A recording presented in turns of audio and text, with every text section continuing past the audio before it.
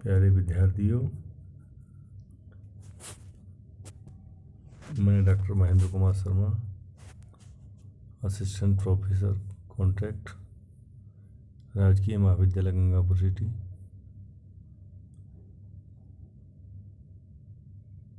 कोटा विश्वविद्यालय द्वारा निर्धारित पाठ्यक्रम के अनुसार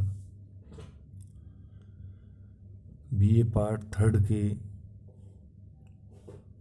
पॉलिटिकल साइंस में फर्स्ट पेपर के अंतर्गत हमने पिछले व्याख्यान में संत थॉमस एक्विनास के योगदान को अध्ययन में लिया। आज हम उसी श्रृंखला में प्रसिद्ध विचारक मैकियावेली के बारे में सामान्य जानकारी, उनके लेखन, व्यक्तित्व परिचय के बारे में समझेंगे। सेवाइन ने इनके बारे में लिखा है कि मैकियावेली का शासक चालाकी और आत्मनियंत्रण का पूर्ण प्रतीक है। वह गुणों और अवगुणों दोनों का समान रूप से लाभ उठाता है। इस प्रकार से वह 16वीं शताब्दी के इटली के अत्याचारी शासक का आदर्शीकृत चित्र है। ये वक्तव्य दिया है जॉर्ज सेवाइन ने। मैकियावेली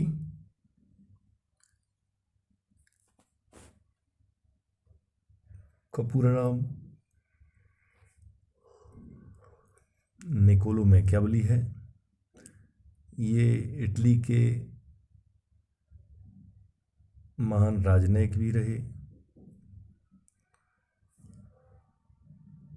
मैक्सी ने मैकियावेली को सबसे पहला आधुनिक चिंतक कहकर के संबोधन किया। डनिंग ने बताया कि प्रिंस जो इनकी रचना है वह सबसे पहली महान रचना है जिसमें मध्ययुगीन चिंतन प्रणाली का परित्याग किया गया। जोन्स लिखते हैं, मैकियावेली अपने समय का एक उत्कृष्टतम निचोड़ है।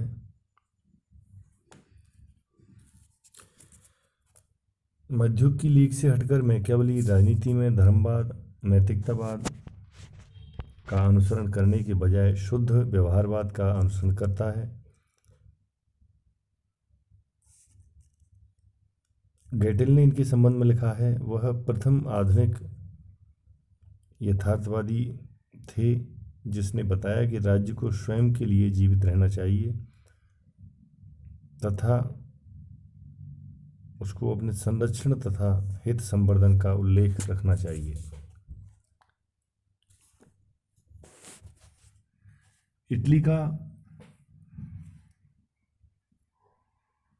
पुनर्जागरण आंदोलन इसके अग्रणी के रूप में इनका योगदान रहा।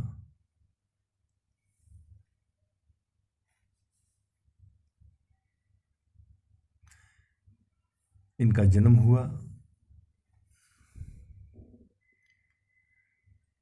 इसी दौरान पुनर्जागरण आंदोलन के समय में। ये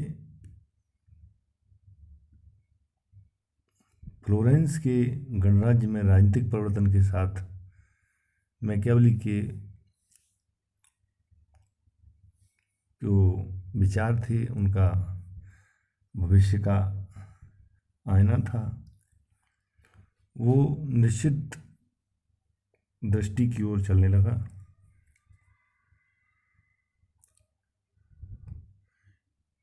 एवं एक राजनीतिक दार्शनिक, एक संगीतज्ञ, नाटककार व प्रमुख कवि के रूप में विख्यात हुए थे। देखिए इनकी कितनी विशेषताएं हैं कि ये अपने आप में विलक्षण प्रतिभा के धनी थे। निकोलो मैकियावेली इटली के फ्लोरेंस में इनका जन्म हुआ। फ्लोरेंस रिपब्लिक का कर्मचारी भी था। इनकी पहचान प्रख्यात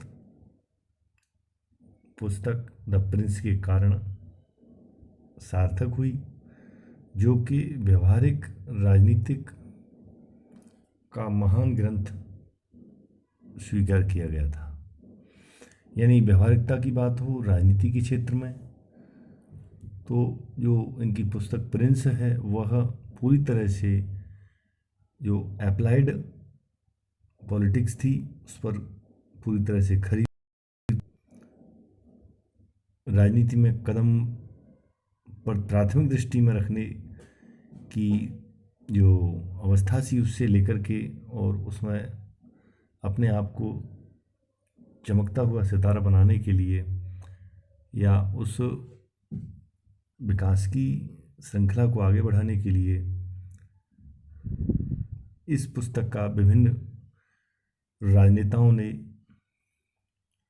सहारा लिया। इनका जन्म 1469 में इटली के फ्लोरेंस में हुआ था। 1527 में इनकी मृत्यु हो गई थी।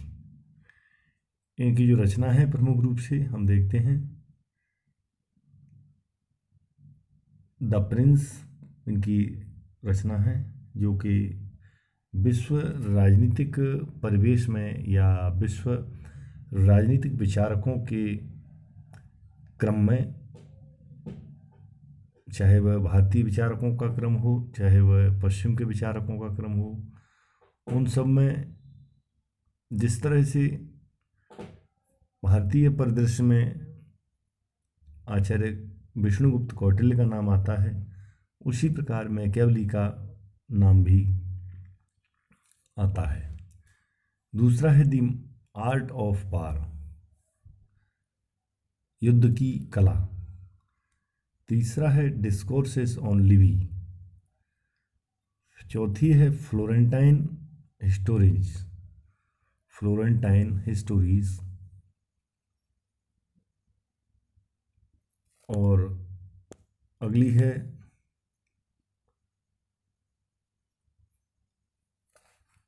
इनकी किताब का नाम है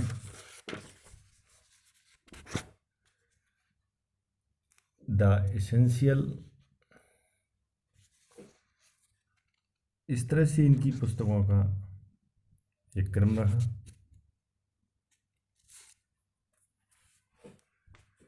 मैकियावेली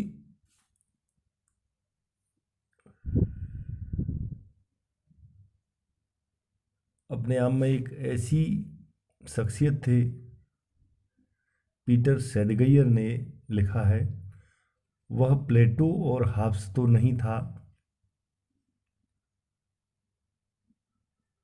तथापि उसकी प्रसिद्धि का मुख्य आधार उसकी लघु कृति दी प्रिंस है। यानी दी प्रिंस के विचारों से या उनमें जो दिए गए राजनीति को आगे बढ़ाने के तकनीकी प्रावधान थे, उसके आधार पर इनका नाम एक बहुत बड़ा परिचय स्थापित करने में सफल हुआ। ऐसा भी कहा जाता है कि प्रिंस लिखने का उद्देश्य मेदिची नरेश को अपने पक्ष में करना था, परंतु उसके इस उद्देश्य की पूर्ति नहीं हो सकी। फिर भी यह जो प्रिंस नामक ग्रंथ है, ये मैकियावेली की संपूर्ण प्रतिभा का एक सार संग्रह है।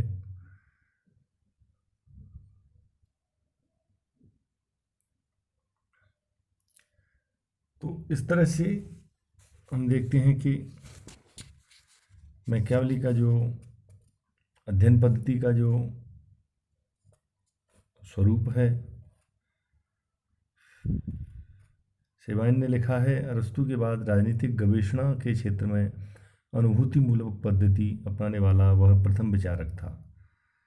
यानी अरस्तु जिस तरह से यथार्थवादी चिंतक थे, अनुभवमूलक चिंतक थे, उसी तरह से उसी अध्ययन शैली में इनके विचारों ने विश्व को प्रभावित किया। मैकियावेली की अध्ययन पद्धति ऐतिहासिक, पर्यवेक्षणात्मक, यथार्थवादी और वैज्ञानिक विशेषताओं से ओतप्रोत थी। डनिंग लिखते हैं कि मैकियावेली की पद्धति ऊपर से जितनी ऐतिहासिक लगती है, यथार्थ में उतनी ऐतिहासिक नहीं है। इस तरह से हम देखते हैं कि मैकियावेली के द्वारा जो दिए गए अपने विभिन्न तथ्य हैं, उनका बड़ा ही महत्व है। अपने युग के शिशु के रूप में भी माने जाते हैं। इनके जो राजनीतिक विचार हैं उनमें मानव स्वभाव संबंधी विचार दिया है, राजनीति का धर्म और नैतिकता से पृथक्करण करने की बात कही है, राज्य संबंधी विचार इन्होंने दिए हैं। आधुनिक राजनीतिक चिंतन का जनक भी इन्हें कहा जाता है। इस तरह से हम देखते हैं कि इनके विचार हैं। धन्यवाद।